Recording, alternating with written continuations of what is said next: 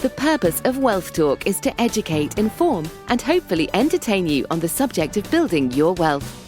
WealthBuilders recommends you should always take independent financial, tax, or legal advice before making any decisions around your finances. Today's episode is brought to you by WealthBuilders Membership, a proven step-by-step process that helps you achieve financial security within 2 to 3 years. To find out more, head to wealthbuilders.co.uk/membership. Hello and welcome to this week's episode of Wealth Talk. My name is Christian Rodwell, Membership Director for WealthBuilders. Now, have you ever caught yourself saying, I just don't have enough time to get everything done? Well, that's exactly the conversation I was having with one of our members the other day. And I replied to them saying, what's the one thing that you can do such that by doing it, everything else will be easier or unnecessary? Now, it's a great question to ask yourself when you find your to-do list starting to cause you anxiety and overwhelm. Now, my guest today is Jay Papasan, co-author of one of the leading personal productivity books in the world, The One Thing, who he wrote with Gary Keller. Now, I recorded a podcast with Jay way back in 2018 for my Escape the Rat Race radio podcast. And after that recent conversation, I thought it would be good to dust it off and share it with you, as it still holds as much relevance today as it did back then. I hope you enjoy it. Jay, how are you today? I'm doing fantastic. Thanks so much for having me. So where in the world are you right now? We're in Austin, Texas. Fantastic. And I presume you're in your office. I am, and you can see the green belt behind me. It's one of the great joys of Austin. There's lots of green space. It runs right through the middle of town, and fortunately for me, right by my office. I just have to keep my back to it so I can be productive. Absolutely. Well, you mentioned productive, and obviously what we're going to be talking about a lot today is The One Thing book, which you co-authored with Gary Keller. So before we get into that, I'd love for you to just introduce yourself and let people know a little bit more about Jay Papasan, who you are and what you currently do. I grew up in the South. After a little brief stint in Europe, I was in Paris for about 3 years working as a translator. I went to graduate school in New York and got into publishing. I've always loved books. I worked as a bookseller in college and always wanted to write. And I became an editor. Got to work on some big books before I met my wife, and we relocated to Austin. And that's where I met my current partner, Gary Keller. Started as an employee working for him, writing a newsletter. And then we wrote our first book, The Millionaire Real Estate Agent, together, which has gone on to sell over 1 million copies. And looking up, we've written 11 other books together or with other authors. And the most recent one is The One Thing, which you alluded to and why I'm here, which we wrote almost 5 years ago. We published it 5 years ago. And it's just kind of taken off like every author hopes their book will. It sold over 1.3 million copies and still going. Yeah, well, congratulations. That really is some achievement. And you own companies now, and entrepreneurship is something close to your heart. And would you say there was a time when you felt like you were just getting up and going through the daily grind and weren't too sure about kind of the bigger purpose? Probably for my first 33 years of my life. My father was an executive. He was very successful. He was involved in a lot of nonprofits, and I definitely looked up to him. And I thought that the way to build wealth and build freedom was to be an executive and make a big salary. And the second book that Gary and I did was called The Millionaire Real Estate Investor. And part of my assignment, Gary was the millionaire. I was the employee. I had to interview 120 net worth millionaires. And our goal was to figure out what they had in common. And I can remember going home to my wife, and it was just blowing my mind. And your job is your job. It's what you love to do. But that's often not where your wealth was going to be made. And that was the big paradigm shift for me. So I was very much in the rat race when I was an editor in New York, jockeying for position and for promotions and all of that. It's where they value long hours and not even always results, honestly. It's a very strange thing. And I looked up at Gary, who's been my partner. He's my boss too, full disclosure. I still work for him, but we also own businesses together. And he values results because he thinks like an entrepreneur. And I remember like my wife and I started a journey around 2004, right when we were about to publish that book, where we set a goal. We want to be millionaires. What would that look like? And that was really the turning point for us, where we changed our thinking, started saying no to things that people on a rat race wouldn't say no to, and started saying yes to things so that we could build some freedom and wealth. That's a fascinating story. And it kind of reminds me a little bit of the relationship between Andrew Carnegie and Napoleon Hill, setting him, kind of a task and going out and interviewing these millionaires at the time. Did it feel a bit like that? Were you kind of almost following in the footsteps in some way? Yeah, Gary later made me read that book, right? I hadn't even read it at that moment. So it had been impossible for me to make that connection. But what I learned from the first book, we only interviewed 27 millionaire agents, right? The model there was, let's look at the really most successful people and see what they have in common.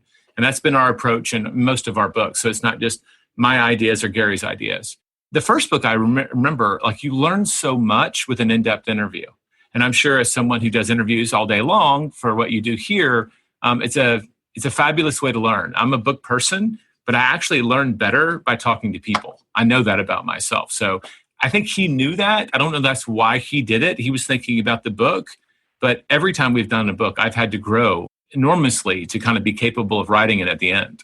And I think when people discover personal development, which so many times begins with Rich Dad, Poor Dad, it's so often the book that when I speak to members who come along to our meetup events and I ask them, what kind of was the light bulb moment? And they say, well, I read Rich Dad, Poor Dad. And that just opens the door to a whole world of opportunity. Is that where you got your name? Because I remember we read that book on that investor journey. We started by being investors before we realized we needed to own businesses. And we played a game that Rich Dad put out, Kiyosaki, called The Rat Race. I don't know if you ever played that. Cash Flow 101. That's right. Yeah, exactly. It was very eye-opening. When you sat down with Gary and obviously we're planning on writing The One Thing, by that, and if I'm correct, that came out in 2013. Is that That's correct? Right. That's right. Yeah. April 1st. And how long did it take, before that, from actually having the idea to actually being released? How long was that process? It was close to 5 years. And truth be known, we were writing a book about focus and we got distracted. So as you know, Gary is the founder of Keller Williams Realty, which is the largest real estate franchise firm in the world. And we went through the great real estate recession here. And so we were about a year into the process when the market tanked and we stopped writing The One Thing and wrote a book called Shift, which was designed to help our people navigate that cycle. And then we got back to it. It was about a 6 to 9 month hiatus, actually, for us to, get that book out, an emergency kind of priority, which we talk about in the book. That was our one thing now. And then we came back to The One Thing. So it wasn't 5 years like all at once.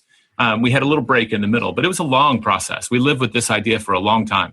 So I'm curious, with the plethora of books that exist in the world around the topics of productivity, time management, entrepreneurship, how did you go about deciding that there was a gap in the market and that you could create something that was going to be unique, that still had an opinion, which was fresh, which is what you've done and achieved with The One Thing. And obviously selling over 1 million copies has proven that point that, it's a fantastic book and has helped so many people. I'm curious how you went about pinpointing that specific area to write about. It came up a little bit by accident. We were working on a course and Gary wrote an essay to go with it. I was running our university at that time and it was called The Power of One. And it had the essential ideas of the book, a few of them: time blocking, your most important thing, focusing down to your biggest rock. And all of this is about Pareto's principle, the 80-20, just taken to a real extreme. But when I read that, I came back in the office and I said, Gary, this is a book. And he goes, I thought that too. And as someone who's been in publishing now for over 20 years, he felt uniquely capable of writing it. It's one thing to see productivity and analyze it like a scholar, but everything he's built has been very much on the principles in this book. We definitely expanded on those ideas through our research and our interviews. But the core idea, I just think that Gary's superpower has always been not so much even productivity. He's able to correctly identify the priority and he'll just give it more time and resources than anyone else. And that means you say no to stuff, and he's really good at saying no because he said yes to something that's more important. And he has that clarity. And so breaking that down into pragmatic skills for other people was the journey. Like, he's practiced that muscle. If you've ever worked with someone who's really, really good at what they do, they have that shortcut thinking, right? They don't even know how they got to the answer so fast. So a little bit of it was dissecting his process and then comparing that to the research and then building it into a process that other people could follow. So let's hear a little bit about that process then, because I'm sure so many of our listeners have read The One Thing, but there's always going to be some people who've not had the privilege of coming across this book yet. So for those people listening right now, Gary, and many of our Escape the Rat Race members are juggling a 9-to-5 job with starting a business. So they're coming home in the evenings, finishing dinner, putting the kids to bed, and maybe trying to grab an hour or two in the evenings, and then at weekends where they can as well. So time is obviously really of the premium. And there's so many strategies within The One Thing to help people to prioritize. So would you mind summarizing the methodology behind The One Thing? So the simplest I can put it, right, we'll revisit the 80-20 principle, right, of all the things that you could do. There's really only a handful that we really should be doing. And a lot of things masquerade as priorities, but they're really just things that are urgent or things that other people have told you to do, especially as an entrepreneur. You have to wear a million hats. So it's very confusing. And frankly, when we were writing the book, that's who we were thinking of, because that's our core audience is entrepreneurs.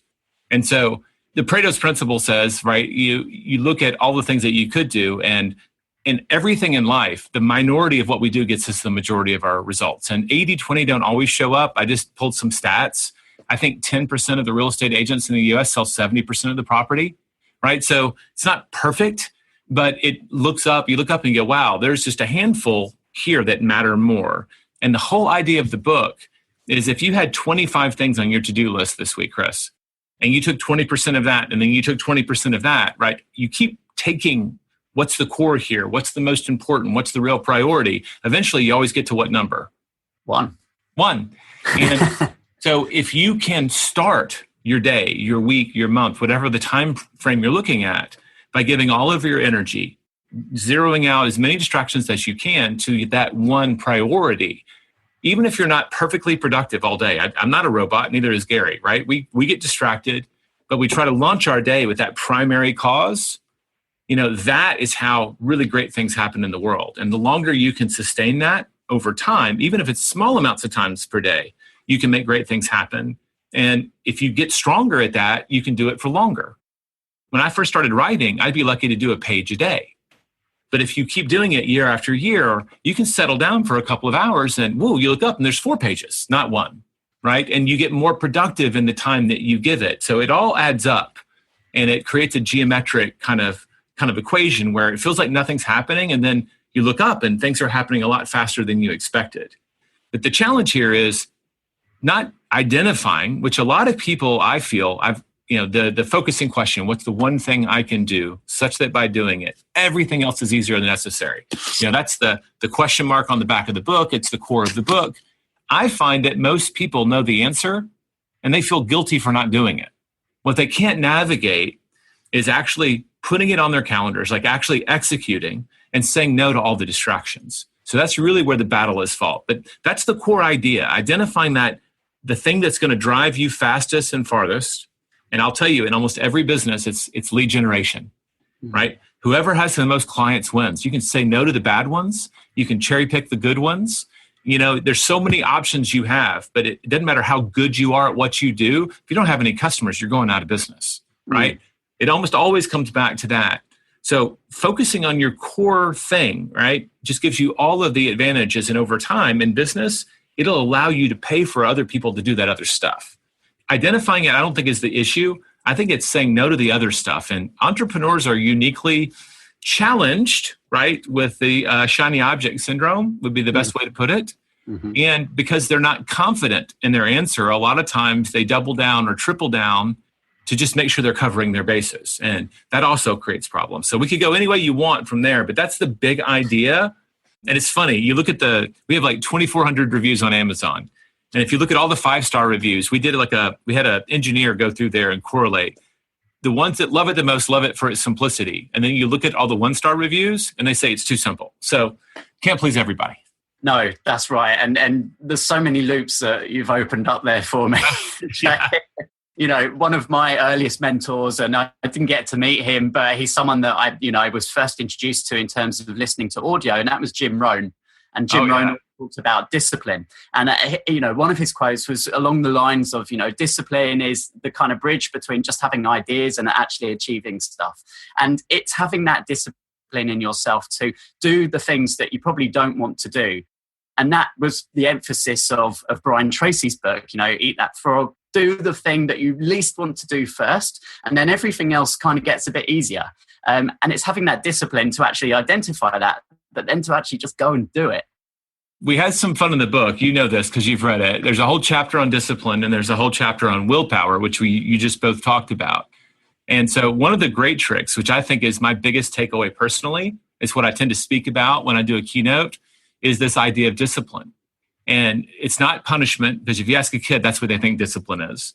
And I think most adults think that you have to be disciplined, right? Knowing what you're supposed to do all the time. And our big takeaway is the people who are super successful were people of limited discipline. They just applied it very early and on the right things. And so one of the ways to look at discipline is training yourself to do something until it's habitual. And so one of our research in here, we discovered it takes 66 days on average to form a habit. So if you know that your one thing is X, right? You know what? Our business would be so great if I could just call on 10 prospective customers every day. In theory, it's an average, right? So it doesn't play out every time. 66 days of doing that activity would be like brushing your teeth. I have an 11-year-old and a 12-year-old, right? Excuse me, a 13 and a 12-year-old just had a birthday. You look up, and for years and years, we had to berate them to brush their teeth, right? But hopefully you and I don't have that problem because it's a habit that's ingrained.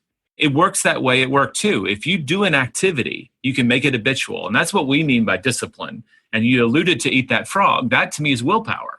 Willpower is the mental energy to say yes to what you need to do and no to everything else. And guess what? That's absolutely strongest in the morning. Doesn't matter if you got enough sleep. It doesn't matter. It's all about, it's physiological on a lot of levels, but overnight, even if we're not sleeping properly, we tend to store energy. And if you measure decisions, your blood sugar will drop before and after. So that mental energy to do something, especially something we don't particularly enjoy or want to do, it's physiological, and you're more likely to do it in the morning than if you put it off to the afternoon. So I just gave you a whole bunch of stuff, but you just opened up 2 loops for me, and I wanted to close them.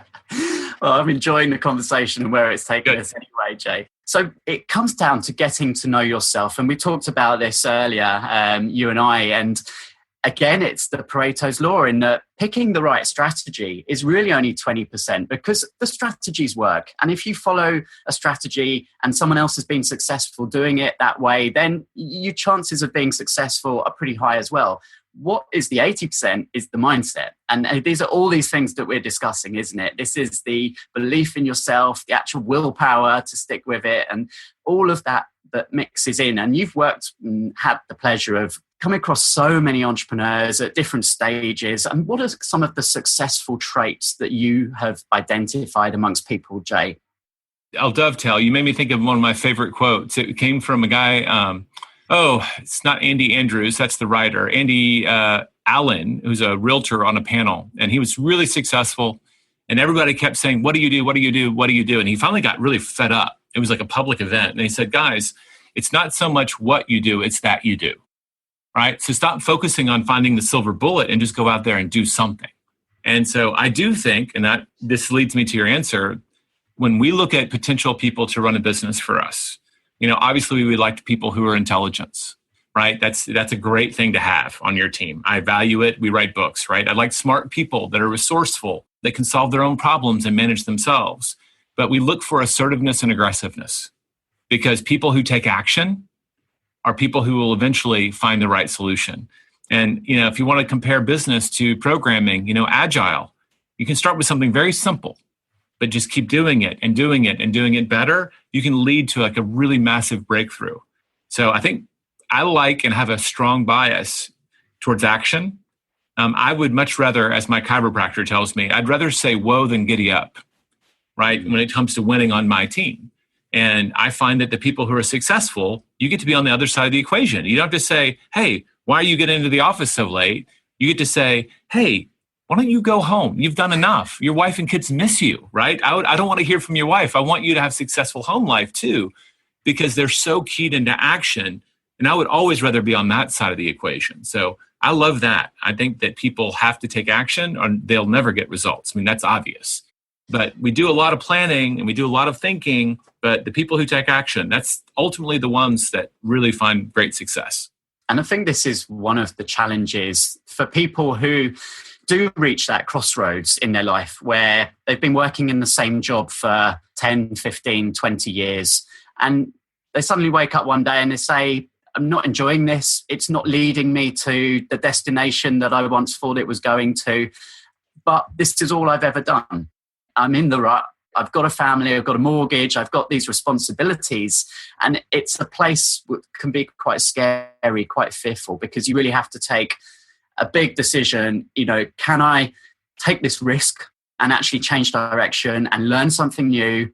And a lot of people, it's a risk too much. And we talk about comfort zones and, really expanding your comfort zone. The challenge then when they do decide that they want to do something else is you go to the internet, you start going to some seminars, and then you're overwhelmed. You have a million different opportunities. You could go into property, you could trade the markets, you could start selling on Amazon. And people are just like, oh my God, I don't know which way to turn.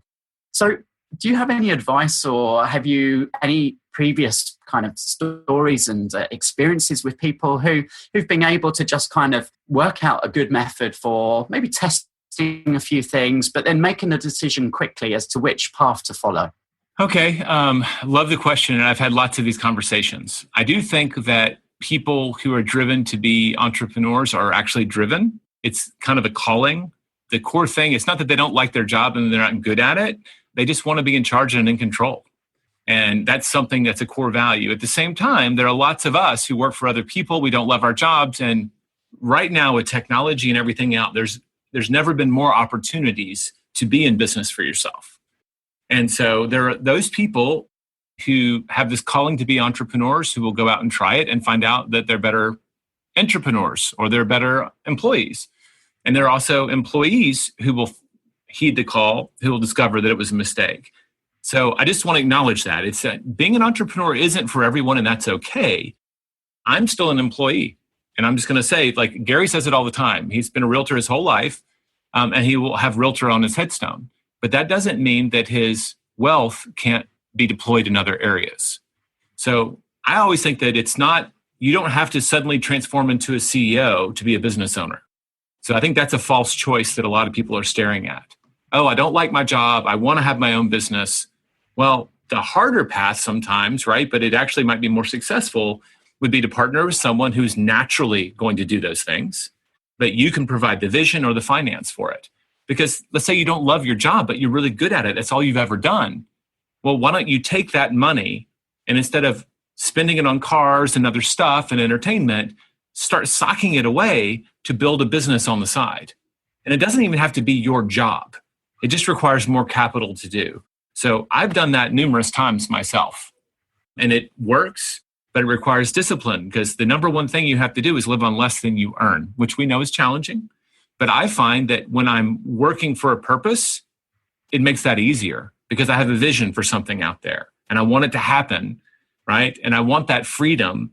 And so it makes it easier to say no to some of those things and sock it away. So all of that said, the number one thing I tell people, if you're going to make the jump, you need at least 3 to 6 months of savings. Because no matter how brilliant your idea is and how well researched it is, there's going to be some bumps in the road. And it's good to have a safety net.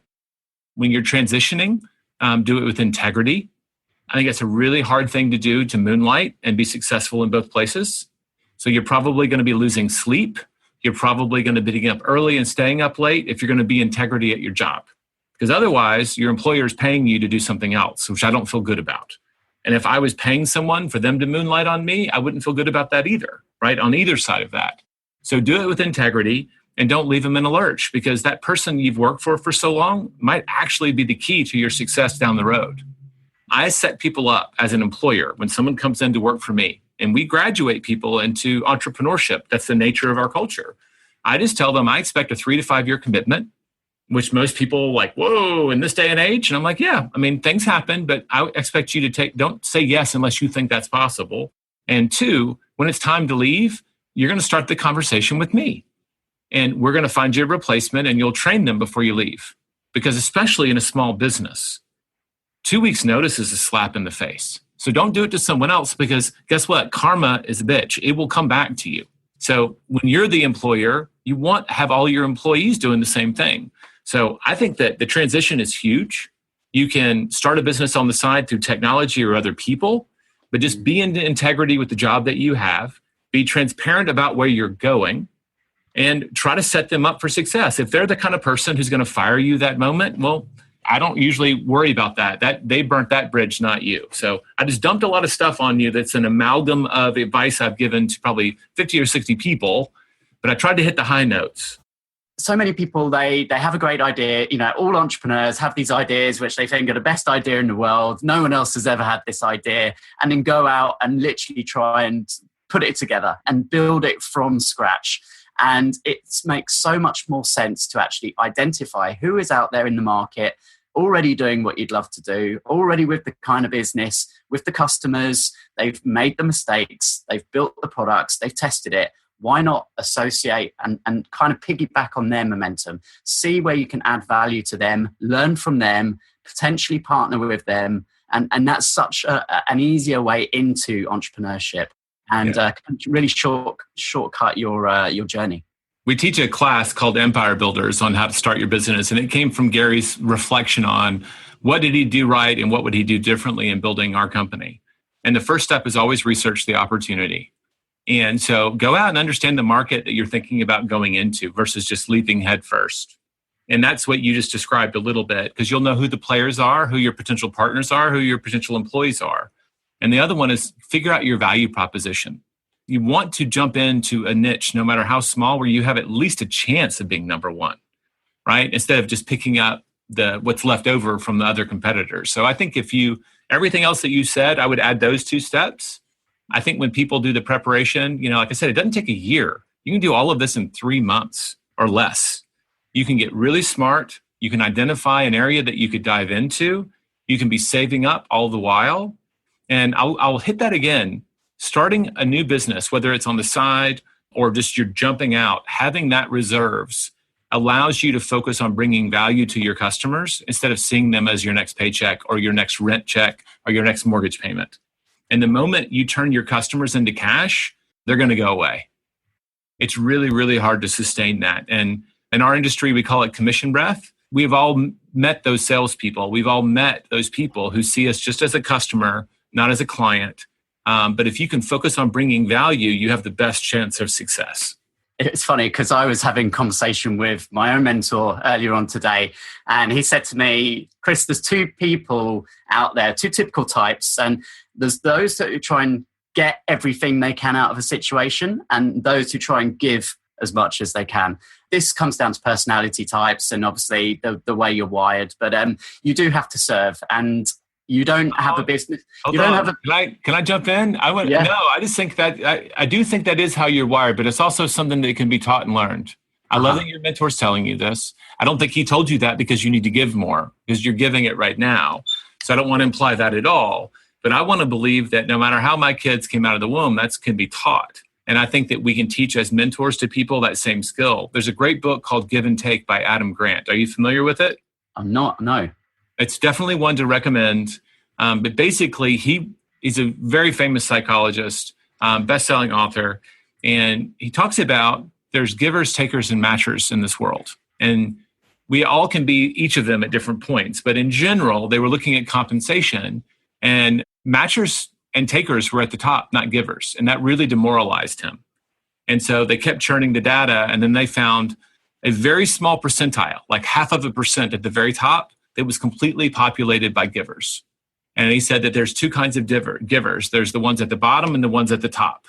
And the people who give strategically, right? They say yes and they help strategically, always rise to the top. And they lead with that. But they also don't allow themselves to get walked on or taken advantage of or all their time wasted. And so that's a great book when you want to just dive into giving, because I believe in strategic giving and bringing value. I mean, I'd always rather have those people on my team than the alternative. Cool. No, that's awesome. So I'm definitely going to share that book in the show notes so that everyone can just easily go and check that book out. So Jay, let's take a little swing in a different direction now. And, Sure. And are you up for a little bit of fun? Oh, yeah. Yeah. Okay. Fire away. That's the word, because we're going to have the quick fire round now. And we haven't done this for a little while. So I thought, let's bring this one back in. And I'd love to just ask you some quick fire questions, Jay, and get your quick response. So first one is daily discipline. So what's the one habit or activity that keeps you focused and on the path every day? I have this with me in my journal every day. It's my annual, monthly, and weekly goals. And I look at these and I look at my calendar and I expect them to be aligned. So this is not everything I have to do. There's only 4 things for this week, but I expect all 4 of those things to be on my calendar. And if there's not enough time for them, I'm canceling things. So that daily discipline for me is always checking in with my goals and then looking at my time, right? Where we spend our time and invest it is where we get our results. And so that's one of our fundamental practices. So every day, that's how I launch it. What are my goals? What does my calendar look like? Do they match up? Great. All right, I'm off to the races. My calendar is now my boss, and I just follow it. I love it. Well, if people listening take one thing from today's interview, then that is it for sure. So the second question, rejection recall. So every entrepreneur has experienced bumps in their journey. Can you recall the biggest rejection or low point in your business life, Jay? And how did you bounce back from that? Most of my low points have been around picking the wrong person, right? Having the wrong person in my business. And so the rejection came when they left on some level. And it's really complicated. When most of the time when people say no to me or to our services, within a week or 2, I'm thankful. Like, what was I thinking anyway? I didn't have time for that. We preach saying no. So my first instinct is say when someone rejects us is try to be a big person and just say, thanks for giving me my time back. Because I almost always look up and when I've got a yes, I now have the struggle of figuring out how to comply with it. But the biggest ones have all been around people. I'll just tell you that. It's always been about people. If someone I really thought was talent leaves, there's the happiness if they're going on their journey, but they can leave big gaps. So the biggest rejections always are personal ones for me, even when I'm doing my best to be a professional. Next one up is Enter the Mentor. So you've had the privilege of co-authoring so many amazing books and just being in such an inspiring world and surroundings. We wouldn't be here if it wasn't for our mentors. And who would be your key mentor that springs to mind, Jay? And also, what would be your advice for our listeners in finding the right mentor for them? Well, obviously, my partner is also my mentor. Like he wears all 3 hats depending on how I approach him. He's taught me a lot about it as well. I have mentors in publishing. I have mentors in finance. I have mentors in the physical space. When I think about mentorship, and people now come to me because I've been co-authoring these books, I think that the key is to identify where is an area that I truly value growing in, that would really serve me and my family and the world, right? This is an area that's worth investing in, not just, oh, so-and-so is a really good juggler. I'm going to go study under him. Like, well, juggling has nothing to do with my life. It would be cool, sure. So it's important, first off, because you're going to ask for someone's time. Bring value to them day one. I think the phraseology for me would be, what would I do to have to earn the right to take you to coffee? So you're asking a question that there is no reasonable reason to say no, right? Because you're asking to earn the right. And it might be that, great, read this book. I've done that to people and I've had it done to me. If you'll read this book, I'll meet with you. I had so many people ask me about publishing. I created like an hour-long video tutorial, and I won't talk to people unless they watch that and can prove it. Because I don't need to retread that time again and again and again. I can bring more value otherwise. So show up, earn the right for their time. When they give you advice, even if you don't agree with it, do it. Because then you can go back and say, you know what? I didn't believe in it, but I did it because it's coming from you. It didn't work out. How should I look at this differently? The number one thing a mentor wants is to know that their time isn't wasted. And they'll apologize. Well, crap, that's always worked before. You'll actually engage them through failing in their advice. And let me see what else. Come from value, do what they say, and circle back and be patient. Most mentors, if they are worthy of the name, have a lot of people calling on them. And so just you value their time and be patient because it's not their job. They're doing it for free. And I somehow think the 80-20 rule might apply there as well. Yes. Brilliant. I won't invest in someone. My wife and I were just discussing this. I won't invest in someone who's not investing in themselves. A lot of people show up and they just want you to do it for them. And I'm usually pretty frank with them. Say, great, I love your aggression and it's always good to ask, but my answer is no. So you go do these 3 things and circle back. And I'll tell you, almost none of them ever circle back. In fact, that's really one of the reasons as well. I'm writing my first book at the moment, Jay, and enjoying that process very much. And it's a 5-step formula that I share with my one-to-one clients, and it's something that I wanted to put into a book format and say to exactly those people that are coming to me and saying, "Can you help? I'm unsure, need some clarity over the direction." Well, go and read the book. Go and read the book, and when you've done that, come back to me. And then let's open up a conversation. So How many people will go and read the book and come back? Well, we will see. I'll tell you, it's going to be, 1 and 2 out of 10. Yeah. And that's okay. The ones that do are worth your time. And the ones who didn't do it probably looked up and they weren't as intent on doing it as they thought, because just a simple book stood between them and that goal. That's okay. Both parties win. No judgment. But that's a great strategy for leveraging your time. You can help a lot more people that way and more meaningfully. So kudos to you for coming up with that solution, and good luck. Thank you very much. So the last one in the quickfire round here is what's happening. So what's one app that you recently discovered, Jay, which you can't let go of at the moment?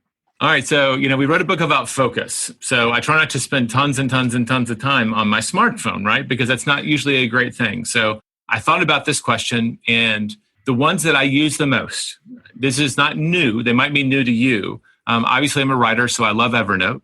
I like Wunderlist because it allows me to prioritize tasks that I'm saving. It doesn't just record them in the order that I gave them. I can say this is number 1 and give it real priority, and I can assign them to other people. And so I use that to save a ton of time. My wife and I keep a grocery list, a shopping list, all these things together where we can both take care of it if we're in the grocery store without having to call each other. And the other one is LastPass. In this day, with security, I have a virtual assistant, I have people on the team. I just don't have the mental space to keep up with all those passwords. And so this allows me not to cheat by having the same password for all of those sites. So those are the 3 that I use the most and I feel like have saved me the most time: Evernote, Wunderlist, and LastPass. Thank you so much for that, Jay. Well, Jay, it's been a real pleasure speaking with you. We're nearly at the end of our time together today, but I'd just love to get your final thoughts for anyone listening right now who maybe is kind of stuck on the motorway, in the traffic jam, on their way to the office, or maybe on their way home, and they just feel like they're going through the motions, and maybe fear is holding them back from taking that next step or doing that one thing that they know they've got inside them that they've been thinking about for so long. What would be your parting words of advice for those people? What's good about fear is it tells us that it matters to us, right? So we're not afraid of things that don't matter. There's very few things in business that would truly ever be life and death. And if there's one thing, this goes all the way back to 2004 in those interviews. I remember an immigrant who had come over and become a millionaire, like with $1 in his pocket. He said something in broken English. He said, "Money lies on the other side of fear." And I just have changed that to opportunity lies on the other side of fear. Usually fear signals to me that there's a really important opportunity that's worth trying. And if you think about your life, most of the times we've been most afraid, even like learning to ride a bike. I mean, I just had to, 6 years ago or whatever, I was teaching my kids and they were terrified of falling down and hurting themselves, right? Usually when you get to the other side, you look back and you go, what was I so scared about? Just take one step.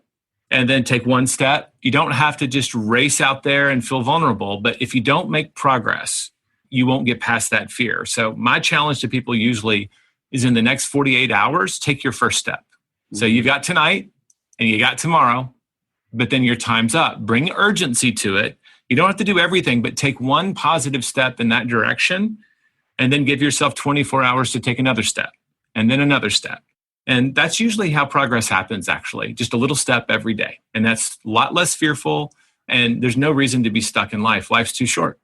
Indeed. And having good support network and like-minded people around you is going to help that as well.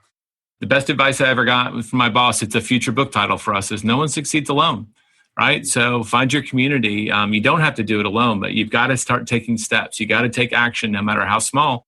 It's just not worth being afraid of.